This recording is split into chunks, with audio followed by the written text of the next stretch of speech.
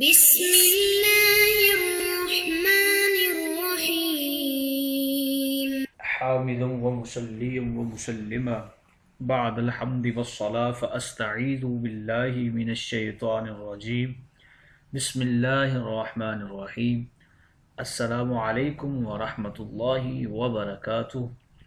عزیز طلبہ کرام، امید کرتا ہوں احباب خیر سے ہوں گے. انشاءاللہ آج ہم تفسیر جلالین کے درس نمبر 60 میں سپارہ نمبر 16 سے سورہ طٰہٰ کی منتخب کردہ آیات 134 سے لے کر 135 تک پڑھنے کی سعادت حاصل کریں گے، جن میں کلام باری تعالیٰ و کلام مفسر کا ترجمہ ہوگا.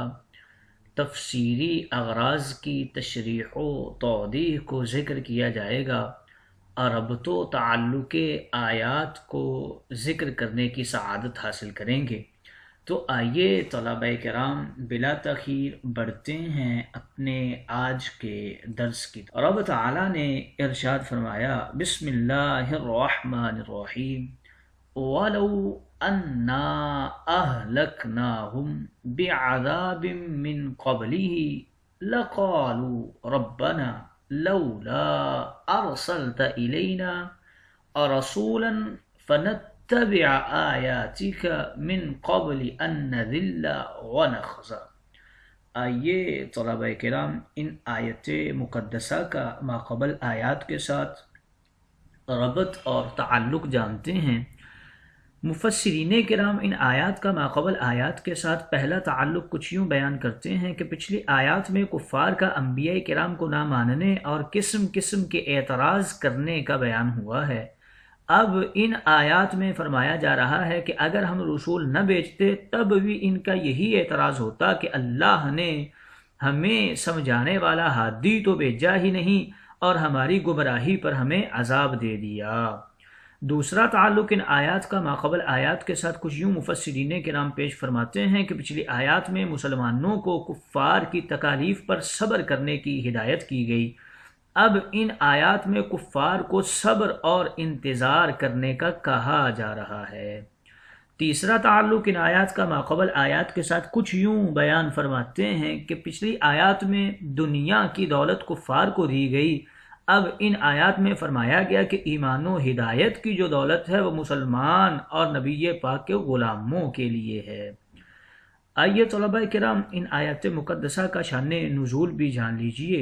ایک دفعہ مشرکین مکہ نے آپس میں کہا کہ یہ مسلمانوں کا جو شور و غوغا ہے اور نبی و قرآن اور اسلام کی باتیں یہ چند دن کی ہیں، جب یہ نبی وفات پا جائیں گے تو سب کچھ فنا اور ختم ہو جائے گا، اس لیے اے کفار مکہ تھوڑا سا انتظار کرو، ان پر مصائب اور تکالیف اور حوادث آنے دو، پھر دیکھنا ان مسلمانوں کی تباہی، بربادی اور مٹنے کا تماشا. تب یہ آیت مقدسہ نازل ہوئی جن میں فرمایا گیا کہ تم کس کی بربادی کا انتظار کرو گے؟ مسلمان خود تمہاری اس حقیقی اور پوری ہلاکت کا انتظار کر رہے ہیں جو تم پر آنے والی ہے.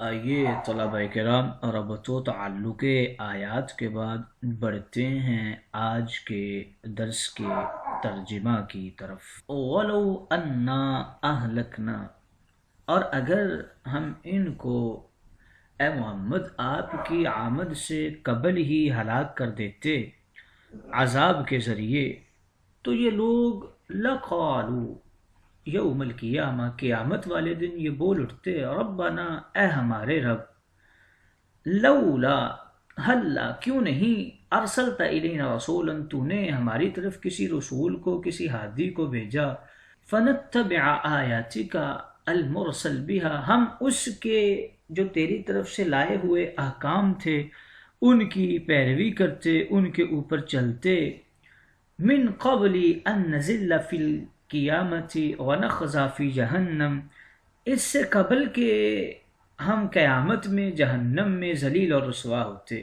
قل لهم، اب کہہ دیجئے ان سے، کل منا ومنکم، ہم بھی اور تم بھی انتظار کر رہے ہیں انجام کا، کہ انجام کیا ہوتا ہے. فتربصوا، پس انتظار کرتے رہو، قیامت میں تم جان لو گے کون راہ راست پہ چلا ہے اور کون ہدایت پا گیا ہے اور گمراہی سے بچ گیا ہے.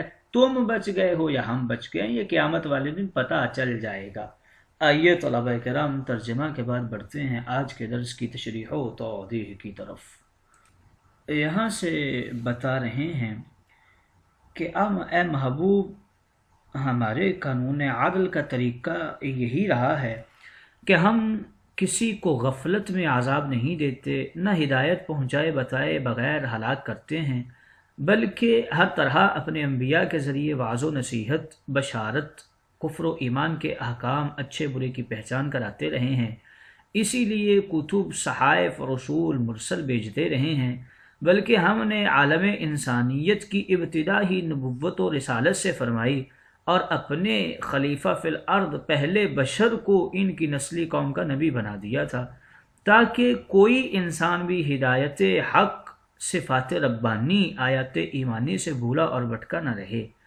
اگر ہمارا عدل کریمانہ کا یہ فیصلہ نہ ہو چکا ہوتا اور کافروں و منکروں کو ان کی خباثت، فساد فی الارض کی وجہ سے نبی کے بھیجے بغیر رشد و ہدایت کا راستہ سمجھائے بغیر ہی کسی عذاب سے ہلاک کر دیتے، یا ان کفار مکہ کو آپ کی نبوت و رسالت تبلیغ قرآن کے بغیر ہی ہلاک کر دیتے، تم میدان محشر میں یہ کہہ دیتے کہ اے مولا، اے ہمارے رب، تو نے ہماری طرف کوئی اپنا رسول کیوں نہیں بھیجا اپنی کتاب احکامات کے ساتھ، جو ہم کو تیری توحید بتاتا، تیری شریعت سکھاتا، آیات پڑھاتا، قانون ایمانی سناتا، راہ ہدایت دکھاتا، نیک دید سمجھاتا، ہم کو سچا پکا مومن بنا دیتا، قبر و حشر کی ذلت سے، جہنم سے چھڑاتا، ہمیں جنت میں پہنچا دیتا، تو ہم یقیناً اس نبی رسول کے ذریعے اس کے فرمانے سمجھانے سے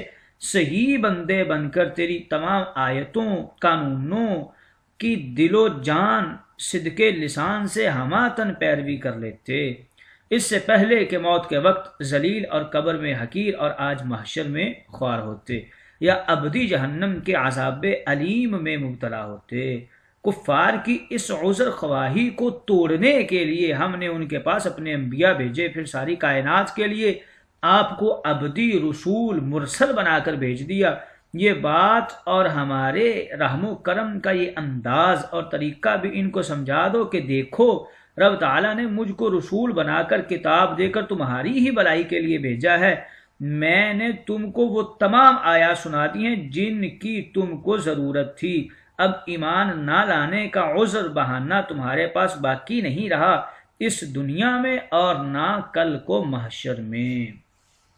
کل محبوب فرما دیجئے، لہم ان کفار کے لیے، کل منا ہم میں سے بھی ہر ایک، ومنکم اور تم میں سے بھی ہر ایک، انتظار کر رہا ہے انجام کا، کہ انجام کیا ہونے والا ہے، اب کیا بننے والی ہے۔ تو محبوب انہیں آپ ایسا فرما دیجئے کہ تم کس چیز کے متربص ہو، کس چیز کا انتظار کر رہے ہو، کہ کب نبی ہوں گے اور کب یہ مسلمانوں کا جو سارا نظام ہے وہ ختم ہو جائے گا۔ تم صحابہ کے ارتداد کے منتظر ہو۔ ابو جہل اسی انتظار میں کہا کرتا تھا کہ جب رسول اللہ کا انتقال ہو جائے گا تو اسلام ختم ہو جائے گا۔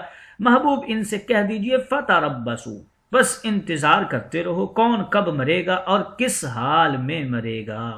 فَسَتَعْلَمُونَ، ان قریب تم جان لوگے، پہچان لوگے، عالم نزا میں یا خبر میں یا قیامت میں کون تھا شروع دن سے دنیا میں سیدھے اور سچے اور صاف جنتی رستے پر، اور کس نے گمراہی، بدکاری، کفر و شرک کے رستے کو اپنایا تھا۔ ان آیات کی تفسیر میں کچھ یوں علماء کرام فرماتے ہیں، کل متربص سے صرف کفار مراد ہیں۔ اگلے دونوں جمع مذکر حاضر کے صیغے فتربصوا اور فستعلمون بھی اسی تفسیر کی تائید فرما رہے ہیں، مگر بعض کے نزدیک کل سے مراد تمام مومن و کافر ہیں، یعنی ہم بھی اور تم بھی سب انتظار کرو ایک دوسرے کے انجام کا۔ انجام کیسا کہ کس نے سیدھا رستہ پا لیا، سیدھے رستے پہ چل پڑا، اور کس نے ہدایت کو اپنا لیا گمراہی کو چھوڑ کر، وہ اب ہم ہوں گے یا تم ہوں گے، اس چیز کا انتظار کرتے رہو۔ یعنی تم صحابہ پر ناگہانی مصیبت کے آنے کے منتظر ہو، اور ہم تمہیں جو رب تعالیٰ کی طرف سے ڈھیل ملی ہوئی ہے اس کے خاتمے کے منتظر ہیں۔ کافر اس بات کے منتظر ہیں کہ مسلمان پھر ہمارے ساتھ مل جائیں، اور مومن اس بات کے منتظر ہیں کہ آج نہیں تو کل تم میں سے ہی کثیر لوگ مومن بن جائیں گے، اگر تم کفر میں پکے شرک میں ضدی ہو تو کرتے رہو پھر انتظار۔ مفسرین کرام کچھ یوں اپنے اقوال پیش کرتے ہیں کہ اہلکناہم جو ذکر کیا گیا ہے اس کے اندر دو قول ہیں۔ ہم ضمیر سے مراد تمام کافر قوم میں گزشتہ موجودہ مراد ہیں۔ دوسرا قول یہ ہے کہ ہم سے مراد صرف کفار مکہ، ابو جہل وغیرہ مراد ہیں۔ بے عذاب ان کے حوالے سے کچھ اقوال ذکر کرتے ہیں کہ اس سے مراد جہنم کا عذاب ہے۔ دوسرا قول یہ ہے کہ محشر کی رسوائی اور ذلت ہے، اور تیسرا قول یہ ہے کہ موت کے وقت نزع کی سختی، ملک الموت کا جھڑکنا، ہیبت ناک شکل میں آنا ہے، اور چوتھا قول یہ ہے کہ جہادوں میں مسلمانوں کے ہاتھوں قتل کفار اور قید کی ذلت کا عذاب ہے۔ مگر یہ قول غلط ہے، اس لیے کہ فرمایا گیا اہلکناہم من قبلہ، یعنی نبی کے آنے سے پہلے ہلاک کر دیتے، حالانکہ جہادوں میں ہلاکت من بعدی ہی ہے۔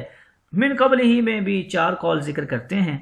پہلا قول یہ ہے کہ ہر قوم میں اس کے نبی بھیجنے سے پہلے، دوسرا قول یہ ہے کوئی کتاب الہی آنے سے پہلے، تیسرا قول یہ ہے کہ نبی کریم کے آنے سے پہلے، اور چوتھا قول یہ ہے کہ قرآن کریم کے آنے سے پہلے۔ لقالو کے حوالے سے یعنی یہ لوگ بولتے، اس حوالے سے بھی دو قول ہیں کہ یہ کب بولیں گے۔ آخرت میں کہتے یہی قول درست ہے، دنیا میں کہتے یہ قول غلط ہے اور اہلکنا کے خلاف ہے۔ ارسلت الینا کے اندر بھی کچھ اقوال ذکر کیے ہیں کہ کوئی بھی نبی مراد ہے، اور دوسرا قول یہ ہے کہ صاحب کتاب نبی مراد ہے۔ من قبل ان نزل و نخزا کے حوالے سے کچھ قول کر رہے ہیں کہ یہاں ذلت سے مراد قبر یا حشر کی ذلت ہے۔ دوسرا قول یہ ہے کہ دنیاوی ذلت مراد ہے، یعنی فتوحات اسلامیہ، بلاد اسلامیہ سے نکالا جانا، مال لوٹا جانا، مال غنیمت بن جانا، غریب الوطنی کی ذلت۔ فستعلمون کے اندر دو قول ہیں، ان قریب تم جان لوگے، اور دوسرا قول یہ ہے کہ ان قریب تم پہچان لوگے، یعنی علم بمانے معرفت ہے۔ من اصحاب الصراط السوی، اس کے حوالے سے بھی علماء کرام اور مفسرین کرام کچھ اقوال کرتے ہیں کہ ان میں پہلا قول یہ ہے کہ اس سے مراد صحابہ کرام ہیں، دوسرا قول یہ ہے کہ بچپن کے مومن جیسے کم عمر صحابہ، یا تا قیامت خاندانی مسلمان جن پر کفر کا ایک لمحہ بھی نہ گزرا ہو۔ من اہتدیٰ کے حوالے سے کچھ قول ذکر کرتے ہیں کہ پہلا قول نو مسلم صحابی یا بعد والے تا قیامت، اور دوسرا قول تحقیق و تفشیش اور جستجو کر کے کفر چھوڑ کر مسلمان ہونے والے لوگ۔ بعض نے یہ بھی فرمایا ہے کہ صراط سوی سے مراد دین اسلام ہے، اور من اہتدیٰ سے مراد اس کو مان لینا ہے۔ ان آیات کریمہ سے کچھ فوائد بھی حاصل ہوتے ہیں۔ اللہ تعالیٰ شک اور تردد سے پاک ہے۔ قرآن مجید میں جہاں کہیں شک والے الفاظ ہوتے ہیں وہاں یا تو نسبت بندوں کی طرف ہوتی ہے یا وہاں جھڑک مقصود ہوتی ہے۔ یہ فائدہ من اصحاب اور من اہتدیٰ فرمانے سے حاصل ہوا، جو ظاہراً سوالیہ ہے مگر اصلاً جھڑک ہے۔ سوال ہیبت پیدا کرتا ہے مگر جھڑک ہیبت کو ختم کر دیتی ہے۔ دوسرا فائدہ ہمیں ان آیات مقدسہ سے یہ حاصل ہوا ہے کہ اللہ رسول کی بات ماننے سے دنیا جہان اور آخرت کی عزت و مرتبہ ملتا ہے، اور نہ ماننے سے دنیا قبر حشر کی ذلت ملتی ہے۔ مسلمانوں کو ہر قول و عمل میں ہر وقت اتباع رسول کا اہتمام خیال سے کرنا چاہیے، اور تسلیم بھی کرنا چاہیے کہ دنیا میں ہی اقرار و اتباع کرنا چاہیے، اور اسی کا نام ایمان ہے۔ یہ فائدہ فنتبع آیاتک سے حاصل ہو رہا ہے۔